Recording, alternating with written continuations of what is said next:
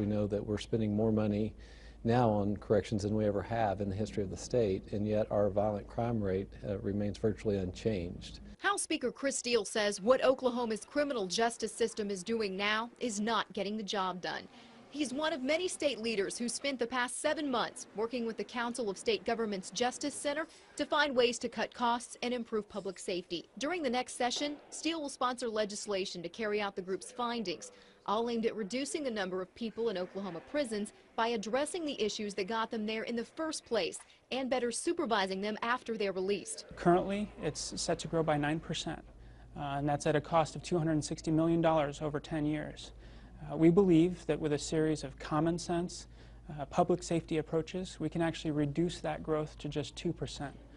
And that's something that is sustainable, and it is something that we believe can make Oklahoma safer in the long run. Money would also be spent to ensure law enforcement agencies have the resources they need to do their jobs. And what we look at, how do we turn around and maintain a proactive approach as far as law enforcement?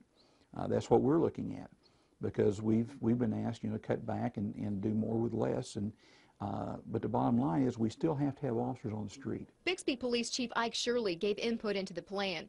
He says small departments like his have been deeply affected by budget cuts and issues such as shortages of mental health facilities.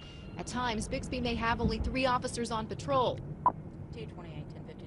Shirley says if space isn't available for patients in Tulsa, he may lose up to 2 officers for an entire shift as they drive those patients to Norman or even Lawton. That means I have to call other officers in to come in and make sure that we take care of our community as far as the calls for service that's happening at that time.